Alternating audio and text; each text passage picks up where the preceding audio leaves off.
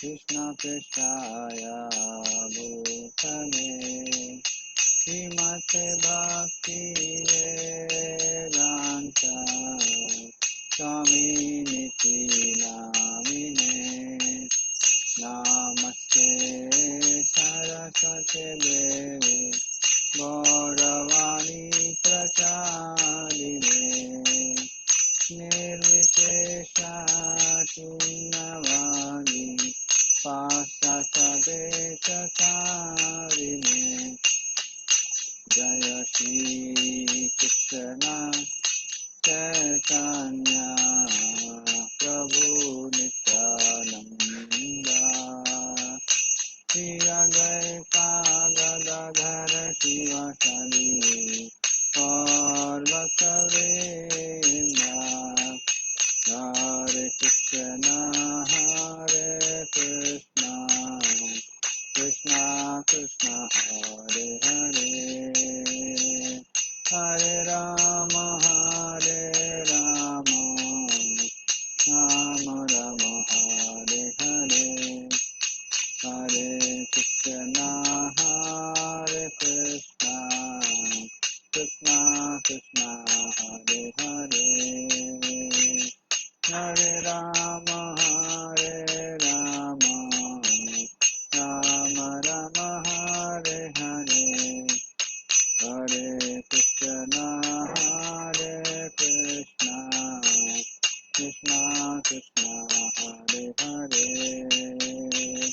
हरे राम राम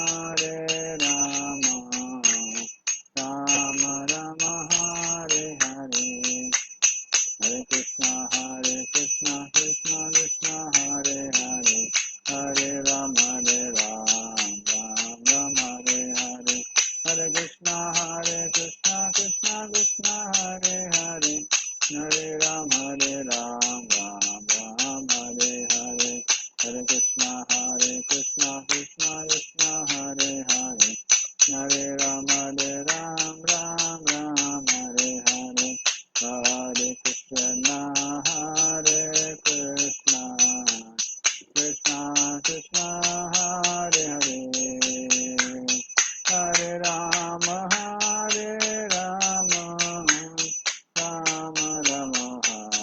हरे हरे कृष्णा कृष्ण कृष्ण हरे हरे हरे राम राम हरे हरे हरे कृष्णा कृष्ण कृष्ण हरे हरे हरे राम राम हरे हरे जय राधा गोविंद राधा गोविंद श्री राधे जय गौरानिताय गौरानिताय जय गौरानिताय जय जगन्नाथ बलदेवा जय सुभद्रा जय जय प्रभुपाद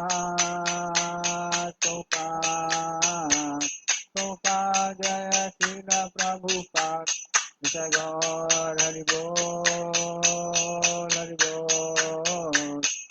बोल नित्य गौर हरि बोल हरिनाम संकीर्तन की गोपाल की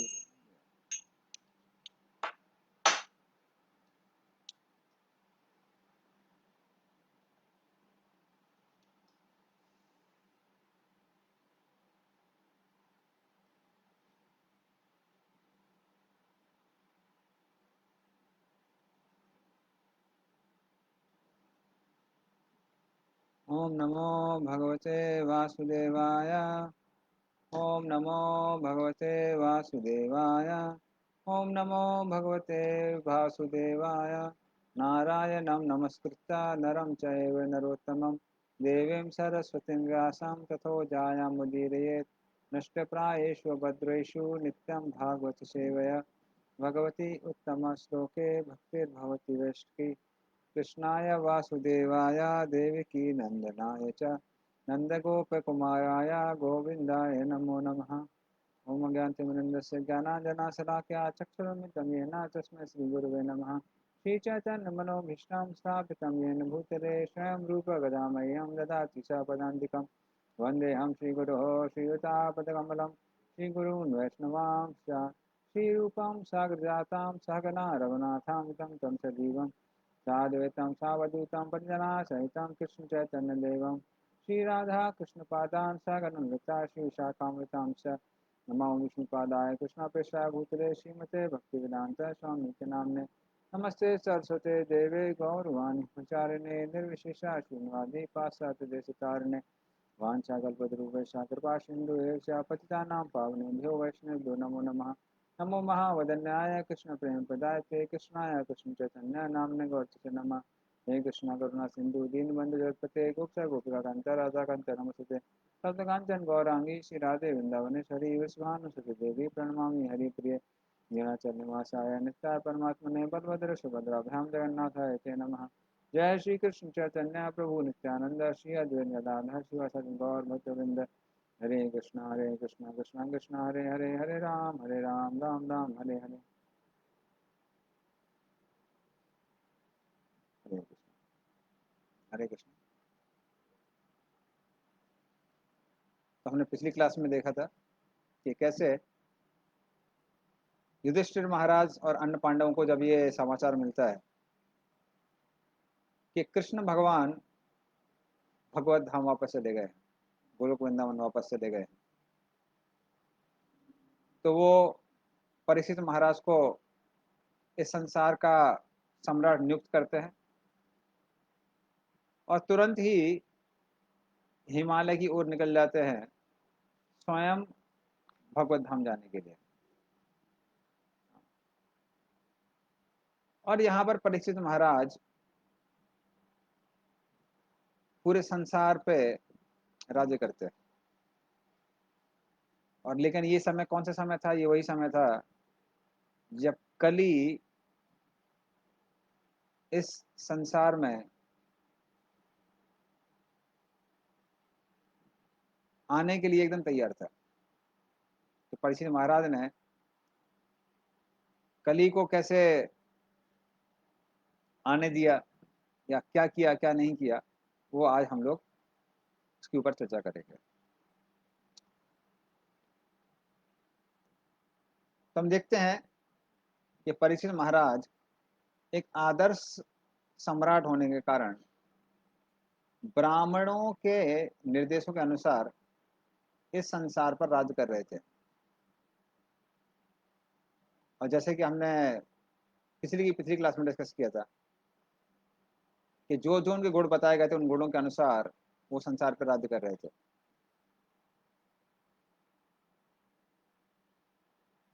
और उन्होंने उत्तर राजा की पुत्री से विवाह किया और 4 पुत्रों को प्राप्त किया, जिसमें एक है महाराज जन्मेजय, जो कि परीक्षित महाराज के बाद में सम्राट बनते हैं। और परीक्षित महाराज ने 3 अश्वमेध यज्ञ किए, जिसके आचार्य या फिर मुख्य पुजारी थे कृपाचार्य। तो कृपाचार्य हमको मालूम है कि वो युद्ध में भी उन्होंने भाग लिया था, महाभारत के युद्ध में। और वो ही क्या करते हैं, वो ये 3 जो अश्वमेध यज्ञ हैं उनको प्रतिपादित करते हैं, उनको पूर्ण करते हैं। तो इस तरह से परीक्षित महाराज ने पूरे ब्रह्मांड में, या फिर बोलेंगे पूरे भूमंडल में, ब्रह्मांड नहीं पूरे भूमंडल में एक वैष्णवता का शासन स्थापित किया हुआ था। सभी लोग भक्त बन गए थे और फिर वो देखना चाह रहे थे कि सभी लोग सुरक्षित हैं कि नहीं। इसीलिए वो अपने रथ पर आरूढ़ होकर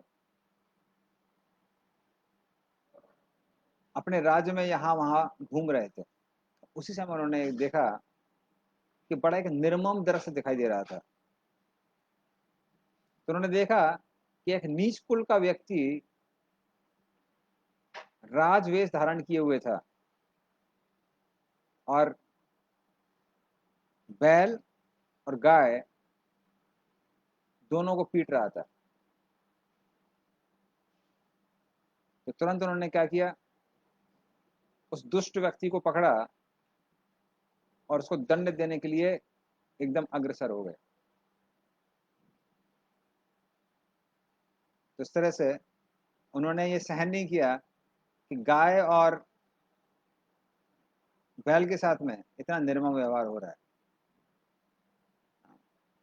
तो इस तरह से जब वो गाय और बैल को दोनों को दंड दे, गाय और बैल को परेशान करने वाले को दंड देने के लिए तैयार थे, तो शौनक आदि ऋषि तुरंत प्रश्न पूछने लगते हैं। हाँ, तो जब वो ऐसा सुनते हैं शौनक आदि ऋषि, तो उनका हृदय एकदम विदीर्ण हो जाता है। तो कहते हैं परीक्षित महाराज ने मात्र उस व्यक्ति को दंड देने के बारे में क्यों सोचा, क्योंकि उनको लगा था ऐसे व्यक्ति को मृत्यु दंड देना चाहिए, मात्र दंड दंड काफी नहीं है ऐसे व्यक्ति के लिए। हाँ, क्योंकि शास्त्रों में वर्णन किया गया है कि गाय और बैल हमारे माता पिता की तरह हैं। क्योंकि गाय हमको दूध देती है, तो जैसे हम अपने माता का दूध पीते हैं, हम गाय का दूध पीते हैं। और बैल क्या करता है, बैल खेत में जुताई करके हमको अन्न देता है, जैसे पिता हमको मेंटेन करते हैं।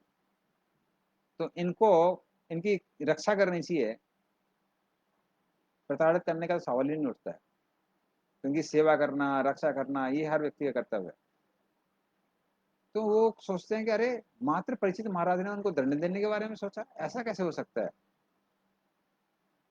और फिर वो कहते हैं कि आप ये सारी चीजें तभी बताइए अगर इनका कुछ भगवान कृष्ण से लेना देना है, नहीं है तो मत बताइए। क्योंकि पहले ही ऐसे जो संवाद होते हैं या फिर ऐसे जो तथ्य होते हैं, वह हृदय को विदीर्ण करने वाले होते हैं। और यदि उनका भगवान से कुछ लेना देना नहीं है, तो मात्र दर्द ही देके जाते हैं, कोई उनसे लाभ नहीं होता है। हमको याद है कि आज से कई साल पहले की बात है कि चित्रकूट में एक जानकी घाट करके है। तो जानकी घाट में एक पत्थर था, पत्थर के बीच में बैठ के जब हम लोग कृष्ण की लीलाओं के बारे में चर्चा कर रहे थे, तो राम की लीलाओं के बारे में पहले ही चर्चा कर ली थी। वैसे चित्रकूट धाम तो भगवान राम का है। उसके बाद हम कृष्ण की लीलाओं के बारे में चर्चा कर रहे थे। तो जैसे ही हम लोगों ने कृष्ण की लीलाओं के बारे में चर्चा करना चालू किया, तुरंत वहां पर एक लोकल व्यक्ति था, वहां पे आके नदी के उस छोर में आके बैठ गया और उसको बड़े ध्यान से सुनने लगा। और 5 घंटे तक हम लोगों ने कृष्ण की चर्चा चर्चा की। 5 घंटे तक वो बड़े ध्यान से सुन रहा था। इसका मतलब पहले से ही कोई बहुत वरिष्ठ भक्त होगा। तो उसने बताया नहीं वो कौन था, लेकिन बाद में मुझसे पूछने लगा, कहना कि आप क्या चैतन्य महाप्रभु का अनुयायी है। देख के बड़ा प्रसन्न था। तो काफी स्वाद था उसको आ, हरी कथा सुनने का। लेकिन बीच में क्या हुआ, जब हम लोग, एक भक्त ने कुछ प्रश्न पूछने लगा, एक भक्त गोवध के बारे में। तो जब हम लोग थोड़ा चर्चा करने लगे कैसे कैसे लोग आजकल गोवध कर रहे हैं, तो उस व्यक्ति सहन नहीं हुआ, वो तुरंत उठ के वहां से जाने लगा। फिर हमने वापस उसको चेंज करके वापस कृष्ण की चर्चा की, तो वो फिर बैठ गया वो। तो इस तरह से जो साधु पुरुष होते हैं, वो अन्याय, अत्याचार, इनको करना तो दूर, इनके बारे में सुन भी नहीं सकते। उसी तरह से सौनक आदि ऋषि भी सुत गोस्वामी से कहते हैं कि अगर वो कृष्ण से संबंधित है तो ही बताइए, अन्यथा मत बताइए। क्योंकि हाँ, ये जो संवाद आप बता रहे हैं, ये बहुत कष्ट देने वाला है।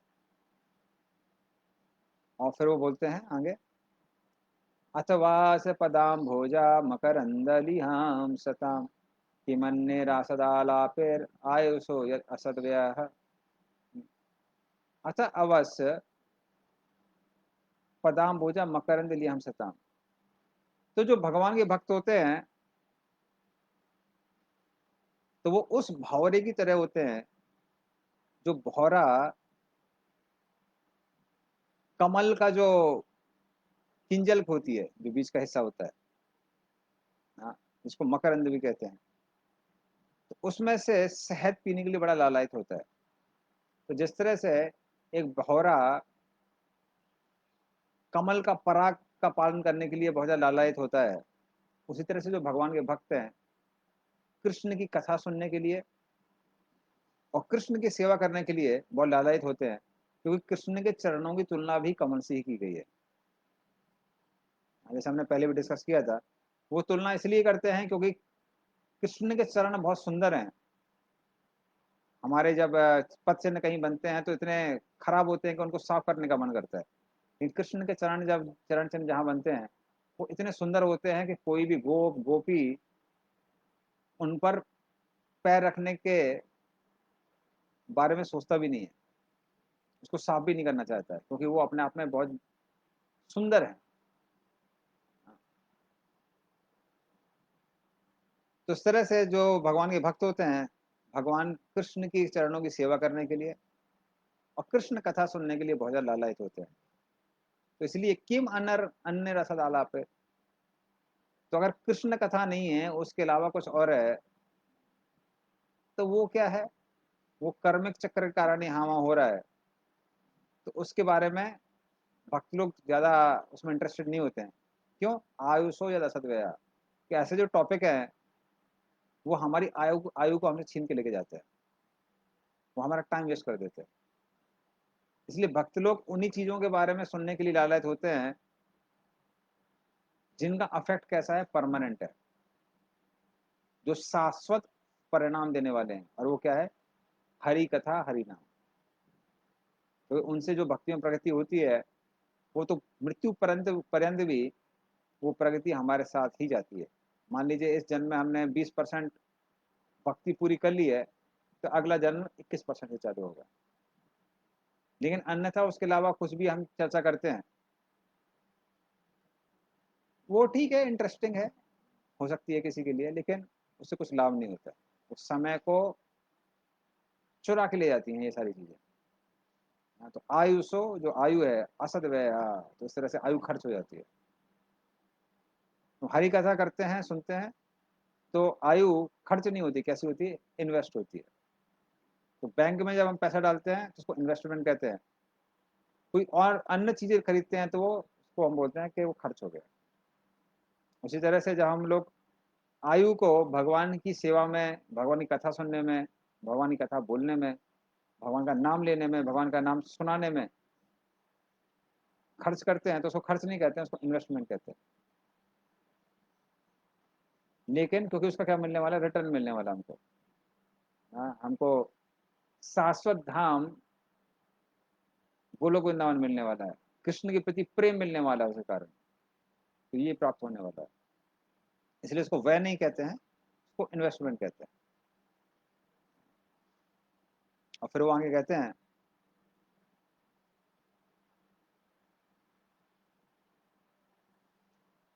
कि क्योंकि यमराज भी भगवान के ही भक्त हैं, भगवान कृष्ण के ही भक्त हैं, तो जहां पर हरि चर्चा हो रही है, हरि कथा हो रही है या हरि का नाम हो रहा है, वहां पे यमराज स्वयं आ जाते हैं कथा सुनने के लिए।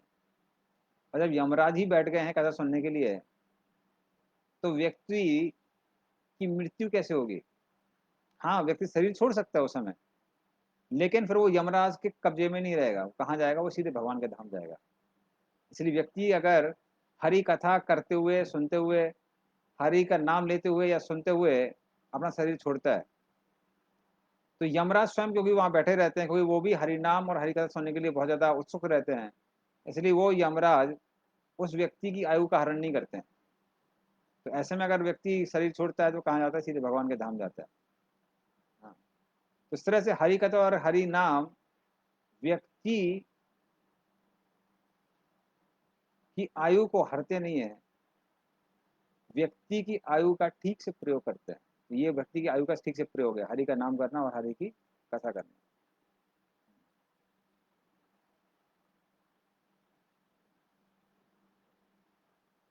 तो इस तरह से वो कहते हैं। और यहाँ पे जब हरि कथा चल रही है, आप जैसे महान संत सुत गोस्वामी हरि कथा कर रहे हैं, तो ये कोई आश्चर्य वाली बात नहीं है कि यमराज यहाँ पर भी बैठे बैठे सुन रहे होंगे। तो इसलिए आप क्या करिए, हरि कथा सुनाते जाइए, जिससे हमारी आयु व्यर्थ नहीं जाएगी, आयु का ठीक से प्रयोग होगा। और फिर वो आगे कहते हैं मंदस्य मंद परिज्ञस्य वयो मांदायुषवे निरया हियते नक्तम दिवाचा व्यर्थ कर्म भी। तो कहते हैं मंदस्य मंद परिगस्य, तो जो लोग एकदम मंद हैं, मतलब कैसे हैं, आलसी हैं। मंद परिगस्य, बुद्धि भी कैसी है, बहुत कम है। वयो मंद आयुषा, और उनकी आयु भी कैसी है, कम है। तो ये सब किसके लक्षण है, ये कलयुग वासियों के लक्षण है। तो जहां भक्ति की बात आती है लोग आलसी हो जाते हैं, बाहर जाते हैं, बहुत मेहनत करते हैं, यहाँ वहां भागते हैं, और अगर उनको हरि कथा के बीच में रख दिया जाए तो सो जाते हैं, क्योंकि कैसे हैं, बहुत आलसी हैं। बोलिए आप मंदिर आइए तो नहीं आएंगे, मूवी चल रही है, बहुत जरूरी है जाना है। तो आप भक्ति किसी कार्यक्रम में बोलते हैं तो लोग बहुत आलसी हो जाते हैं। तो इस तरह से कलयुग जो वासी हैं बहुत आलसी हैं, और ऊपर से मंद प्रगस्य, बुद्धि भी बहुत कम है। तो अगर हरि चर्चा में तत्व का दर्शन अच्छा खासा चल रहा है, तब तो बुद्धि ही काम नहीं करती है। कहते हैं कुछ समझ में नहीं आया, क्या बताया स्वामी जी ने, कथा अच्छी थी कि नींद आ गई। तो उस तरह से बुद्धि भी कम है लोगों की। और मंद आयु सा, और क्या है, आयु भी बहुत कम है। तो कलयुग की शुरुआत में लोगों की आयु 100 वर्ष होती है। तो सतयुग में कहते हैं, सतयुग की शुरुआत में लोगों की आयु थी 1 लाख वर्ष, सतयुग के अंत तक हो गई 10,000 वर्ष। इसी तरह त्रेता के प्रारंभ में 10,000, अंत तक 1,000। द्वापर के प्रारंभ में 1,000, अंत तक 100 वर्ष। और कलयुग के प्रारंभ में ज्यादा लोगों की आयु 100 वर्ष होती है, अभी महज 5,000 साल ही गए हैं। लोग 70-80 में चले जाते हैं। बहुत कम ही लोग हैं जो 100 वर्ष की आयु को प्राप्त करते हैं। दूसरे से लोगों की आयु भी कैसी है, कम है। और आयु कम होते हुए भी और लोग क्या करते हैं, निद्रा हीयते नक्तम, रात का समय उसमें भी किस में चला जाता है, सोने में चला जाता है। तो पहले ही बुद्धि कम, आयु कम, आलसी लोग, और ऊपर से रात को सो भी जाते हैं, सोने में इतना टाइम चला जाता है। और जीवाचा व्यर्थ कर्म भी, और दिन जो है वो व्यर्थ कर्मों में लगा देते हैं। तो पूरा दिन मेहनत करते रहते हैं, किसके लिए, आयु आहार निद्रा भयमथुन के लिए, खाने के लिए, सोने के लिए, रक्षा करने के लिए अपनी, घर बना के अन्य चीजों से, हाँ, और मैथुन आदि क्रियाओं के लिए। तो वो जो क्रियाएं जो आराम से पशुओं को भी मिलती हैं, उसको करने के लिए लोग इतनी मेहनत करते हैं दिन भर। तो ऐसे में अन्य चीजें सुना के समय बर्बाद मत करवाइए, हरी कथा है तो ही सुनाइए। क्योंकि ऑलरेडी टाइम कैसा है, बहुत कम है हम सबके पास, क्योंकि हम लोग कलयुगवासी हैं। इस तरह से वो क्या करते हैं, ऐसा बोलते हैं। और फिर वो आगे बोलते हैं, तो आगे सूत गोस्वामी बोलते हैं कि भाई हरी कथा के बारे में ही बता रहे हैं, थोड़ा सा धैर्य धारण कीजिए। तो आगे बोलना चालू करते हैं। तो कहते हैं कि सूत गोस्वामी ने जब, सूत गोस्वामी कहते हैं कि जब परीक्षित महाराज ने कली के प्रभावों के बारे में सुना, समझा, तो तुरंत उन्होंने क्या किया, तुरंत अपने रथ पर आरूढ़ हुए, और सारी दिशाओं पर विजय प्राप्त करने के लिए अपने रथ पर यहाँ वहां विचरण करने लगे कि कली कहीं भी नहीं दिखना चाहिए। और इस तरह से भद्र वर्ष, केतुमाल वर्ष, इस तरह से संपूर्ण भूमंडल में उन्होंने अपना राज्य स्थापित कर लिया। मात्र पृथ्वी पर नहीं, अन्य भूमंडल के लोगों पर भी अपनी विजय प्राप्त कर ली। हाँ। और जहां भी वो लोग विजय प्राप्त करते थे, तो लोग वहां पर, उनके जो पूर्वज हैं, कौन है, पांडव, तो पांडवों की स्तुति करते थे। और क्यों स्तुति करते थे, क्योंकि सबको पता था कि जो पांडव थे वो भगवान कृष्ण के शुद्ध भक्त थे, इसलिए उनकी स्तुति करते थे। क्योंकि भगवान को अपनी स्तुति कर सुनने में उतना आनंद नहीं आता जितना अपने भक्तों की स्तुति सुनने में आनंद आता है। तो लोग जहां भी जाते थे वो, तो लोग पांडवों की प्रशंसा करते थे कि वो कितने बड़े शुद्ध भक्त थे, और कैसे कृष्ण ने उनकी ब्रह्मास्त्र से रक्षा की, और कैसे पांडव भले ही भगवान कृष्ण के महान भक्त थे, कृष्ण भी उनकी सेवा ऐसे करते थे, मान लीजिए कृष्ण पांडवों के भक्त हो।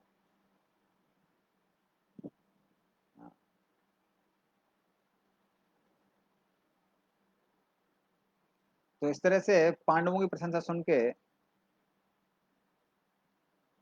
परीक्षित महाराज बहुत प्रसन्न हो जाते थे, और प्रशंसा करने वालों को अन्न दान, वस्त्र दान, धन्य आदि अलग अलग चीजें, रत्न आदि दान किया करते थे।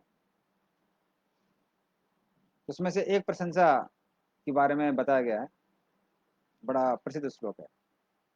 सारथ पार्षद सेवन शक्य दौत्या वीरासानानुगमना स्तवना प्रणामान स्निग्धेषु पाण्डसु जगत् प्रणतिं च विष्णोर् भक्तिं करोति नृपतिः शरणारविंदे। तो भगवान ने पांडवों की भक्ति से खुश होके हर तरह की सेवा की है पांडवों के लिए। कैसी सेवा की है? सारथ, अर्जुन के लिए सारथी बने। और जैसा हम पहले भी बता चुके हैं कि युद्ध क्षेत्र में जब कोई सारथी बनता है,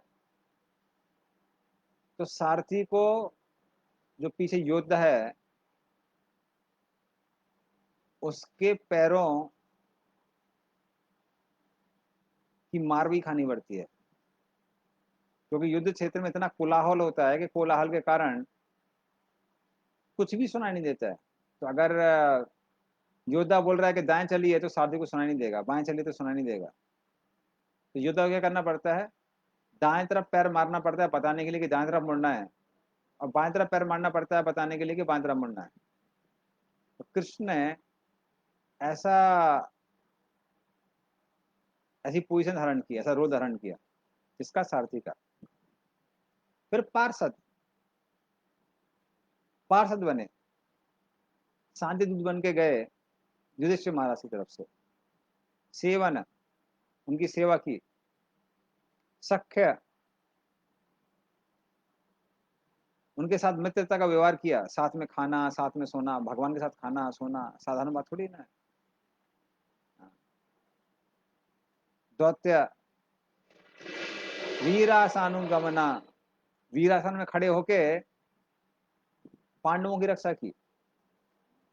जब पांडव लोग सो जाया करते थे, कृष्ण सोते नहीं थे। कृष्ण क्या करते थे? वीर आसन धारण करके, खासकर महाभारत के युद्ध के समय पांडवों की रक्षा किया करते थे, और अगले दिन की प्लानिंग किया करते थे कि कैसे इसने जो बड़े बड़े योद्धा हैं, द्रोणाचार्य, भीष्म पितामह, इन सब से कैसे पांडवों की रक्षा की जाए और कैसे पांडवों को विजय दिलाई जाए। तो ऐसे वीरासन में खड़े होके वो उनकी रक्षा करते थे। हाँ, स्तवना प्रणामना। तो और कभी कभी उनकी एक सेवा की तरह सेवा भी करते थे, और फिर कृष्ण प्रणाम भी करते थे, खासकर युधिष्ठिर महाराज को, क्योंकि युधिष्ठिर महाराज और भीम उनसे अग्रज थे, बड़े थे। तो कृष्ण ने इस तरह से अलग अलग सेवा की है। किसके कारण? स्निग्धेषु, उस प्रेम के कारण। क्योंकि पांडवों को कृष्ण से बहुत प्रेम था, तो कृष्ण भी पांडवों से बहुत प्रेम करते थे। हाँ, तो भक्तिम करोति नृपति शरणारविंदे। तो इस तरह से जब परीक्षित महाराज ये सब सुनते थे, तो उनका हृदय कृष्ण के प्रेम, कृष्ण के प्रति बहुत ज्यादा आसक्त हो जाता था, और उनका हृदय कृष्ण प्रेम से भर जाता था जब परीक्षित महाराज इन सब चीजों के बारे में सुनते थे। तो इस तरह से जब सारी दिशाओं पर विजय प्राप्त करते हुए, पांडवों की प्रशंसा सुनते हुए जब परीक्षित महाराज यहाँ वहां विचरण कर रहे थे, तो सूत गोस्वामी कहते हैं तो उसी समय कुछ ऐसा हुआ जो मैं आपको अभी बताने जा रहा हूँ।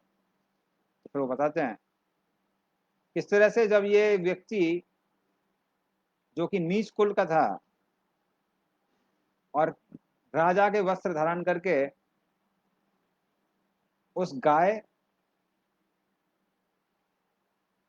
और उस बैल को प्रताड़ित कर रहा था, तो परीक्षित महाराज उनके समक्ष जाते हैं। तो उनको पता नहीं था परीक्षित महाराज को कि ये गाय और बैल साधारण नहीं है, क्योंकि जो गाय थी वो स्वयं भूदेवी थी और जो बैल था वो धर्म था। और वो जो शूद्र था ना, जो कि राजा का वेश धारण किया हुआ था, वो कल ही स्वयं था, वो साधारण व्यक्ति नहीं था। तो उस तरह से परीक्षित महाराज उस बैल को देखकर प्रश्न पूछते हैं, बोलते हैं आप क्या ठीक है? देखने में लग रहा है कि आपकी सारी शक्ति समाप्त हो गई है और आप बहुत उद्विग्न दिखाई दे रहे हैं।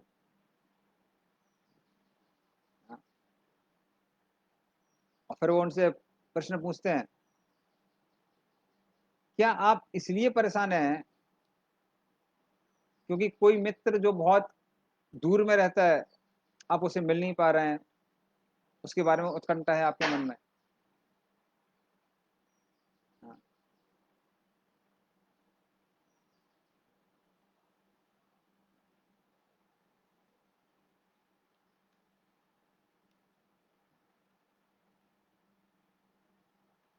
या फिर आप इसलिए उद्विग्न हैं क्योंकि आपके 3 जो पैर हैं वो इस व्यक्ति ने तोड़ दिए हैं और मात्र एक ही पैर बचा हुआ है। तो हमारे आचार्यगण बताते हैं कि वो जो 4 पैर हैं धर्म के, वो धर्म के 4 स्तंभों का द्योतक है। कौन कौन से? दया, फिर तपस्या, सत्य और स्वच्छता। तो ये 4 स्तंभ हैं धर्म के, जिसमें से कलयुग में एक ही बचा रहता है, वो भी कुछ हद तक, वो है सत्य। अन्य जो 3 हैं वो पूर्ण रूप से नष्ट हो जाते हैं। तो धर्म के ये 4 स्तंभ हैं, वो 4 तरह के व्यसनों से या पापों के कारण नष्ट होते हैं। तो सक्षता खत्म होती है अवैध स्त्री पुरुष के संबंध से, उससे मन भी मलिन होता है, तन भी मलिन होता है। जो मांसाहार है वो दया के स्तंभ को नष्ट करता है।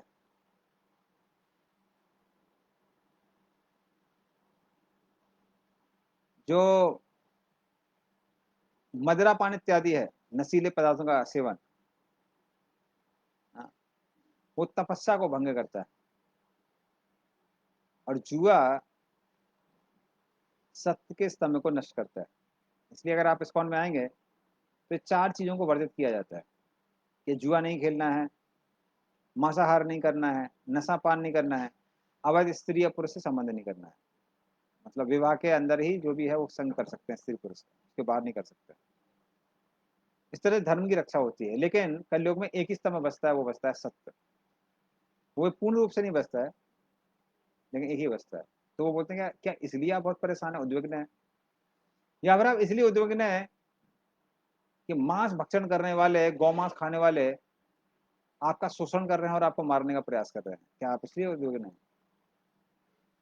या आप उनके लिए उद्विग्न है जो देवी देवता है?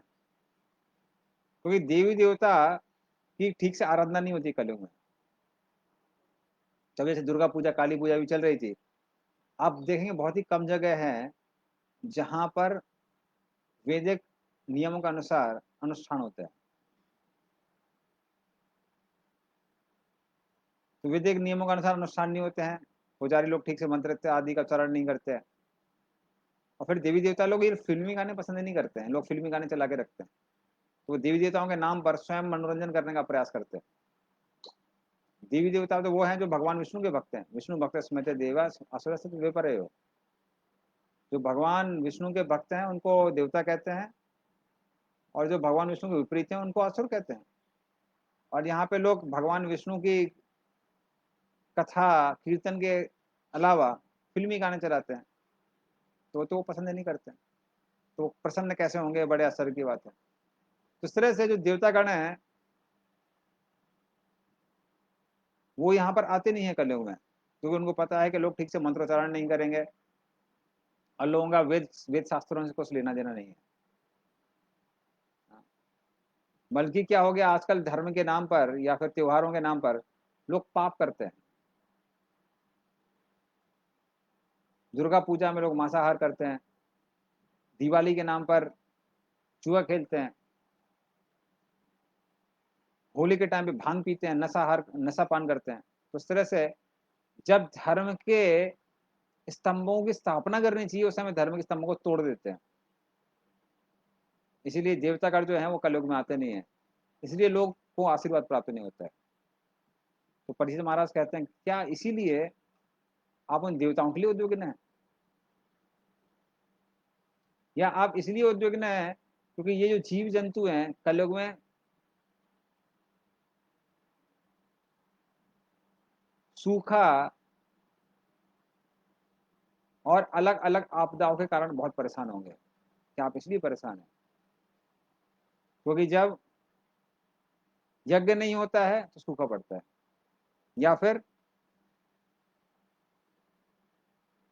या फिर आप उन स्त्रियों और बच्चों के लिए परेशान हैं जिनका कलयुग में शोषण होने वाला है? तो पहले के युग में स्त्री, बच्चे, बुजुर्ग व्यक्ति, ब्राह्मण, गाय, इन पांचों की रक्षा की जाती थी। कलयुग में इन पांचों का शोषण होता है। हाँ, और जैसे कलयुग बढ़ रहा है हम देख रहे हैं शोषण आदि इत्यादि बढ़ रहा है। तो इस तरह से क्या आप उन स्त्रियों और बच्चों के लिए परेशान हैं? परीक्षित महाराज पूछते हैं। या फिर आप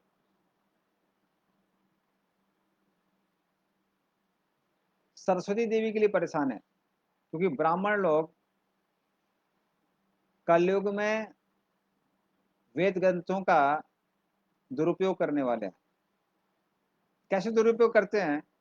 क्योंकि ब्राह्मण मात्र जन्म से नहीं होता है, ब्राह्मण कर्म से ब्राह्मण होता है व्यक्ति। भगवान बोलते हैं भगवत गीता में, हाँ, चतुर्वर्णम मया सृष्टम गुण कर्म विभाग साथ। जो सत्वगुणी व्यक्ति है और जो कर्म करते हैं, किसका? पठन पाठन, वेदों को पढ़ना पढ़ाना, यजन याजन, यज्ञ करना, यज्ञ सिखाना, भगवान की विग्रह की पूजा करना और उसको सिखाना, दान परिग्रह, दान के द्वारा खुद को मेंटेन करना, और यदि दान ज्यादा आ गया है तो इकट्ठा करके बैंक में नहीं डालना, उसको वाकिलों को बांट देना। तो इस तरह का जो जीवन यापन करते हैं उनको ब्राह्मण कहते हैं। लेकिन अपने वंशजों को चलाने के लिए कि हमारे बच्चों का क्या होगा, तो भले वो लोग क्वालिफाइड होते हैं नहीं होते, उनको ब्राह्मण बना देते हैं। या कभी कभी मात्र जनेऊ धारण करते हैं धन कमाने के लिए।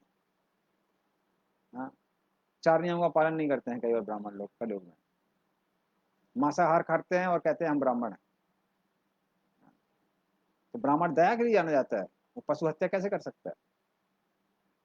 तो इस तरह से ऐसे बहुत सारे ब्राह्मण आएंगे कलयुग में जो कि विद्या का दुरुपयोग करेंगे। क्या आप उसकी वजह से परेशान हैं? और फिर वो पूछते हैं, या फिर आप उन ब्राह्मणों के लिए परेशान हैं जिनका क्षत्रिय लोग रक्षा नहीं करेंगे क्योंकि वो ब्राह्मणों की रक्षा करना नहीं जानते हैं, या जो विद्या का सम्मान करना नहीं जानते हैं। तो क्या आप उन ब्राह्मणों के लिए परेशान हैं? मतलब कुछ ब्राह्मण अच्छे होंगे कलयुग में, ऐसा नहीं है सब खराब होंगे, लेकिन जो क्षत्रिय लोग होंगे, जो शासक होंगे, उन ब्राह्मणों की का तिरस्कार करेंगे। तो क्या आप उन ब्राह्मणों के लिए परेशान हैं? या फिर आप उन शासकों के लिए परेशान हैं जो शासन नहीं करेंगे, प्रजा का शोषण करेंगे। तो प्रजा परेशान रहेगी, वो लोग भी परेशान रहेंगे, क्योंकि शोषण करने से कोई प्रसन्न नहीं रह सकता है संसार में। या फिर आप उस उन कलयुग वासियों के लिए परेशान हैं, हाँ, जो वैदिक नियमों का पालन नहीं करेंगे, मात्र आहार निद्रा भय मैथुन के लिए ही जीवन जिएंगे, और उसको भी वेदों के अनुसार नहीं करेंगे। जैसे आहार, तो व्यक्ति को सिर्फ शाकाहारी भोजन करना चाहिए, और वो भी भगवान को अर्पित करके करना चाहिए। हाँ, तो लोग कलयुग में मांसाहार करते हैं, तो इस तरह से लोग नियमों के अनुसार खाते नहीं है। तो आहार निद्रा भय मैथुन भी लोग किसके अनुसार नहीं करते हैं? शास्त्रों के अनुसार। शास्त्रों के अनुसार जल्दी सोना चाहिए, ब्रह्म मुहूर्त में उठना चाहिए। कलयुग में उल्टा हो जाता है। अगर आप कॉलेज यूनिवर्सिटी में जाएंगे तो लोग ब्रह्म मुहूर्त के समय सोते हैं। ये हमने स्वयं देखा हुआ, जब IIT खड़गपुर में पढ़ रहे थे तो हम लोग 3 बजे उठ जाया करते थे, और हम लोग देखते थे हमारे बहुत सारे मित्र लोग थे वो 3 बजे सोते थे। तो जब उठना चाहिए तब लोग सोते हैं, जब सोना चाहिए जब उठते हैं। तो निद्रा भी नहीं लेते हैं समय उसके हिसाब से। तो आहार निद्रा भय मैथुन भी लोग नियमों के अनुसार नहीं करते हैं। तो क्या आप उन लोगों के लिए परेशान है, या फिर आप इसलिए परेशान हैं कि कृष्ण इस धरातल को छोड़ के वापस भक्ति धाम चले गए, इसलिए आपको लग रहा होगा कि कृष्ण की विरह में आप कैसे रह सकते हैं। हाँ, तो आप शायद कृष्ण के क्रियाकलापों को सोच सोच के आप बहुत परेशान हैं। तो आप क्यों परेशान है, ये हमको बताइए। हमको लगता है समय जो है, काल है, काल अच्छा नहीं चल रहा है।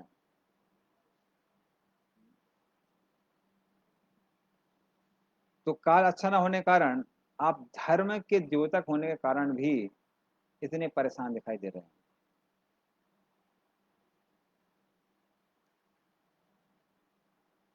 और फिर वो आगे प्रश्न पूछते रहते हैं, तो उनके प्रश्न चलते रहते हैं।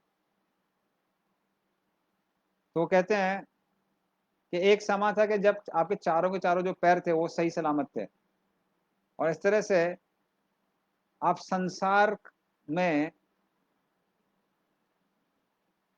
उत्साह उल्लास इन सबको बढ़ा रहे थे। लेकिन क्योंकि लोग धर्मों की रक्षा नहीं कर रहे हैं, इसलिए स्वयं भी उदास है। धर्मों और रक्षति रक्षिता, जो धर्म की रक्षा करता है धर्म उसकी रक्षा करता है। लेकिन क्योंकि लोग धर्म के स्तंभों को तोड़ रहे हैं, इसलिए बहुत दुखी है। हाँ, और अब जैसा कि हमको पता है, कृष्ण अपनी लीला का अंत करके इस धरातल को छोड़ के गोलोक वृंदावन वापस चले गए हैं, तो कली ने प्रवेश प्राप्त कर लिया है, इसीलिए शायद आप बहुत दुखी है।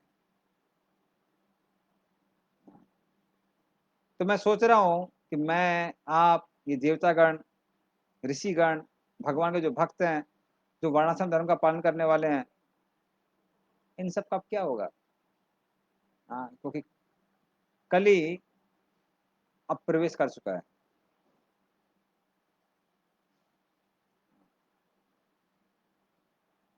और फिर स्वयं परीक्षित महाराज अब दुखी हो जाते हैं, और फिर वो बहुत सुंदर श्लोक कहते हैं। तो उस श्लोक को हम लोग थोड़ा पढ़ेंगे, 2 श्लोक हैं। ब्रह्मादयो बहुतिथम यदापांग मोक्षा कामस्तमा समचरन् भगवत प्रपन्ना सा श्री स्वावासम अरविंद वनम विहाय यत पाद सौभगमलम भजते अनुरक्ता तस्साहम अब्ज पुलिसांकुशते केतु केते श्रीमत्पदेर्भगवता समलंकृतांगी तीन अत्यरोच उपलब्ध ततो विभूतिं लोका समां विसृजत उस्मयति मतदन्ते। तो कहते हैं कि वो लक्ष्मी जी, जो कि भगवान नारायण की पत्नी है, जिनके कटाक्ष की प्रतीक्षा ब्रह्मा जैसे बड़े बड़े देवता करते हैं, तो वो लक्ष्मी जी अपने घर बार को छोड़ के भगवान कृष्ण की सेवा करने के लिए लालायत बैठी रहती है। जैसा कि हमको पता है कि भांडीर वन में अभी भी लक्ष्मी जी क्या कर रही हैं, तपस्या कर रही हैं रासलीला में प्रवेश प्राप्त करने के लिए। तो उस तरह से वो तपस्या जब कर रही थी तो कृष्ण उनके पास आए और बोले आप क्या कर रही हैं लक्ष्मी जी? तो बोले मैं तपस्या कर रही हूँ। बोले किसके लिए? बोले रासलीला में प्रवेश करने के लिए। तो भगवान बोले आप नहीं प्राप्त कर पाएंगे, क्योंकि अगर वृंदावन के रस को प्राप्त करना है तो इन गोपियों जैसी सरलता प्राप्त करनी पड़ेगी। गोबर उठाना पड़ेगा, गाय की सेवा करनी पड़ेगी, वृंदावन में झाड़ू लगानी पड़ेगी। क्या आप एक इस साधारण जीवन को अपनाने के लिए तैयार हैं? तो लक्ष्मी बोली अरे मैं तो वैकुंठ की रानी हूं, मैं ये सब कैसे कर सकती हूँ? तो भगवान कृष्ण मुस्कुराने लगे, बोले कि ठीक है आप यहाँ पे क्या करिए, प्रतीक्षा कीजिए, तपस्या करते रहिए। तो लक्ष्मी जी अभी तक प्रतीक्षा कर रही हैं भगवान कृष्ण के चरणों की सेवा करने के लिए। हाँ। और फिर परीक्षित महाराज स्वयं अपने बारे में बोलते हैं कि भगवान कृष्ण के चरण चिन्ह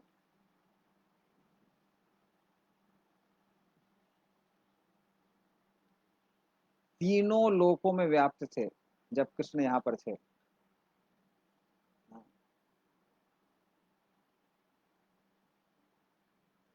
अच्छा। तो अभी धारा बोलने लगती है। तो ये जो है अभी अभी ये वाला जो हम बता रहे हैं ये धारा के बारे में। तो धरणी बोलती हैं कि जब कृष्ण यहाँ पर थे तो सब जगह उनके चरण चिन्ह थे।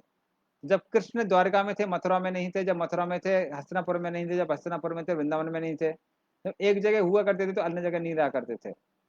किंतु यहाँ पे जो गाय थी धरा के रूप में, वो धरा कहती है कि मैं इतनी भाग्यशाली थी कि कृष्ण के चरण चिन्ह हमेशा ही मुझ पर स्थापित रहे थे। हाँ, लेकिन आज क्या हो गया है, कृष्ण हमको छोड़ के चले गए हैं।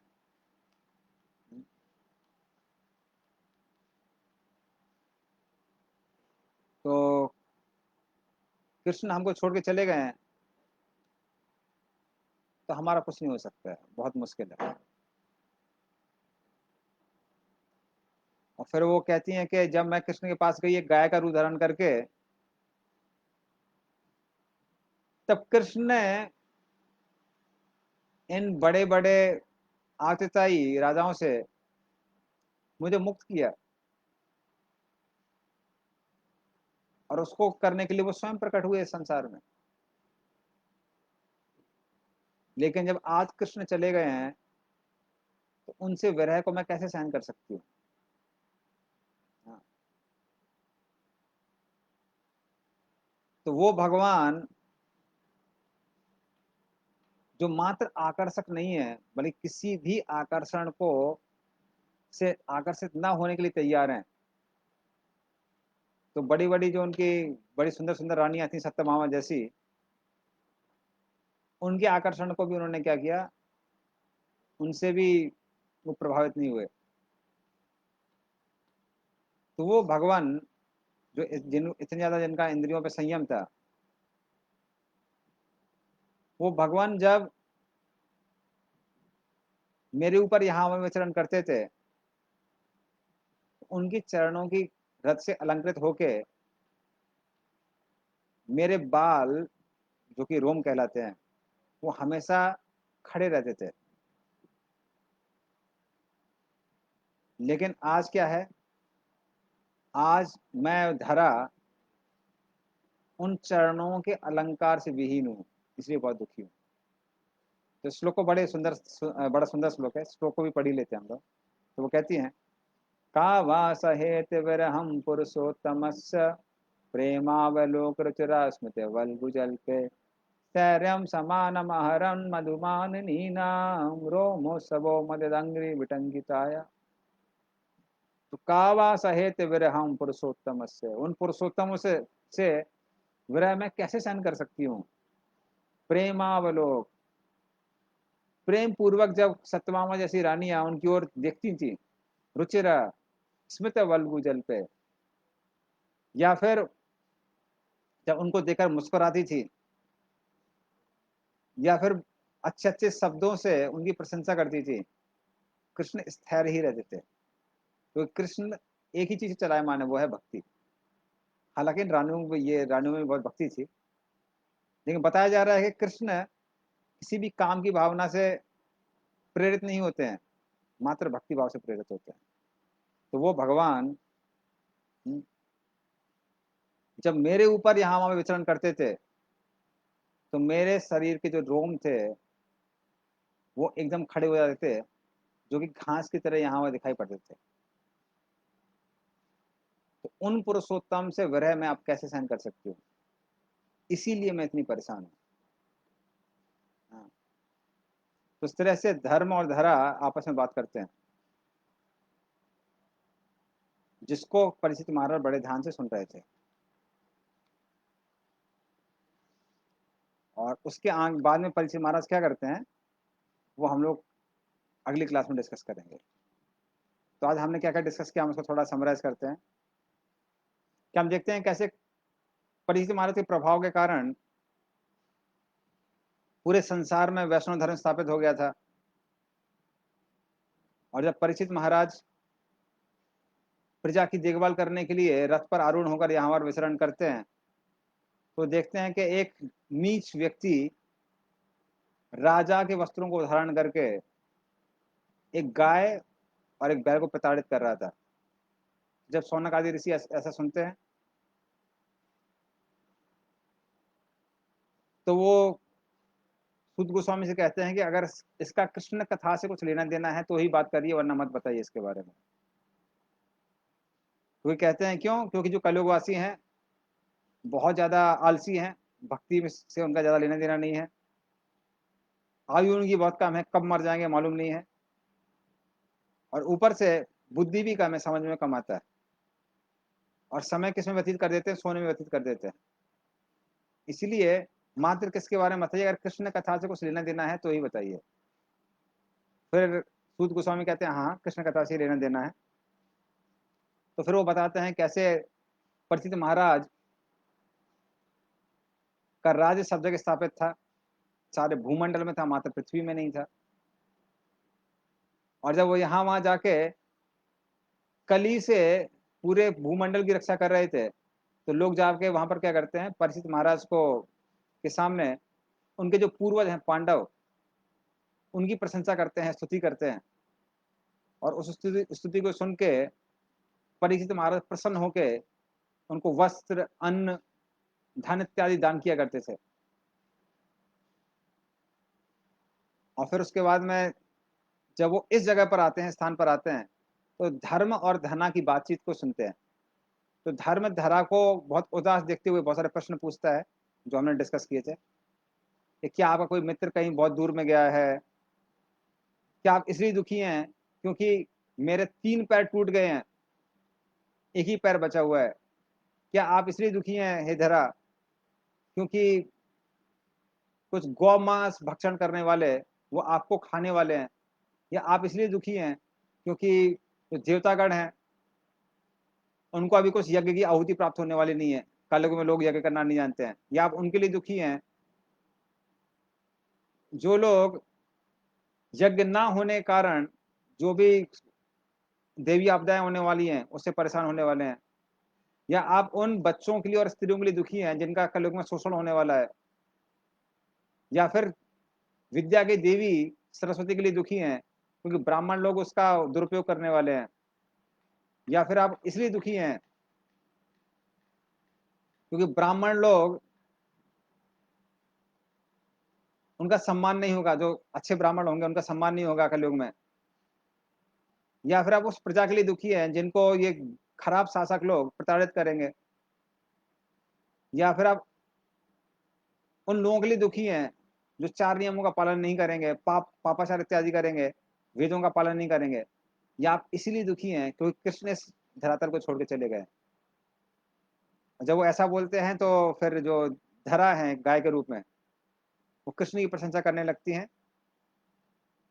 कहते हैं कि हाँ, मैं सबके बारे में ऐसे सोच रही हूँ, आपके बारे में सोच रही हूँ, आप जो धर्म हैं, देवताओं के बारे में सोच रही हूँ, अन्य लोगों के बारे में सोच रही हूँ, कलयुग में उनका क्या होगा। लेकिन मुख्यतः मैं दुखी क्यों हूँ? तो कृष्ण हम सबको छोड़ के चले गए। वो कृष्ण जिनके चरणों की सेवा करने के लिए लक्ष्मी जी बहुत लालायित रहती हैं, तो पूरी दुनिया लक्ष्मी के पास पीछे भागती है, और लक्ष्मी कृष्ण की चरणों की सेवा करने के लिए बहुत लालायित होती है। मतलब अगर आप कृष्ण आपके पास है तो लक्ष्मी जी वैसे भी आपके साथ ही रहेंगे। हाँ। और फिर वो कहती हैं कि वो कृष्ण जिन्होंने मुझे आतताई राजाओं के बोझ से हल्का किया, उन सबको मार के विनाश आ जाए दुष्कृताम, तो दुष्ट लोगों का विनाश करके मेरी रक्षा की, वो कृष्ण जो पूर्ण रूप से आत्म संयमित थे, और जिनके चरणों के चिन्ह हमेशा मेरे मुझे अलंकृत करते रहे थे, आज वो कृष्ण चले गए हैं, तो उनकी विरह को मैं कैसे सहन कर सकती हूँ। तो इस तरह से धरा जब अपने दुख को व्यक्त करती हैं, तो परीक्षित महाराज वहीं जो खड़े थे, वो धर्म और धरा की बातचीत सुन के आश्चर्यचकित हो जाते हैं। उनको समझ में आ जाता है कि ये गाय और बैल साधारण नहीं है, ये स्वयं धरती माता और धर्म है, और जो व्यक्ति उनको मार रहा है ये भी साधारण नहीं है, ये कली स्वयं है। तो कली के साथ में वो कैसा आदान प्रदान करते हैं, क्या क्या उनकी बातचीत होती है, कैसे वो कली को प्रवेश करने से रोकने का प्रयास करते हैं, या फिर कली को क्यों आने देते हैं, किन शर्तों के साथ में, ये सारी की सारी चीजें हम लोग अगले प्रवचन में सुनेंगे, अगले अगले हफ्ते। तब तक के लिए हम लोग यहाँ भागवत को विराम देते हैं। गंधराज श्रीमद् भागवतम की जय। शील गोपाल की जय। हरे कृष्ण। तो कलयुग में वैसे एक ही रास्ता है, वो है हरे कृष्ण महामंत्र, हरे कृष्णा कृष्ण कृष्ण हरे हरे, हरे राम राम राम हरे हरे, इति सोत्स्कम नाम नाम कली कलमसनाशनम नाता परतरोपाया सर्ववेद सुदेशिते। तो सारे वेदों को देखने के बाद कलयुग के जंजाल से मुक्त होने का एक ही उपाय है, हरे कृष्ण महामंत्र। तो हमारा आप सबसे अनुरोध है कि जो लोग जितना भी जप कर रहे हैं उसको करते रहिए, अगर बढ़ा सकते हैं तो और भी अच्छी बात है। और 1 तारीख से कार्तिक महीना चालू हो रहा है, जहाँ पे कृष्ण ने विभिन्न लीलाएं की हैं। तो उस समय आप जो भी जप करेंगे, जप का बहुत ज्यादा लाभ मिलता है, कई गुने ज्यादा लाभ मिलता है। तो ये अच्छा समय है अपने जप को बढ़ाने का, ताकि आप भक्ति में बहुत तेजी से प्रगति कर सकें। तो इस तरह से भगवान का नाम लेते रहिए। हरे कृष्णा। शिल गोपाल की जय। गौर प्रेमानंदे। हरे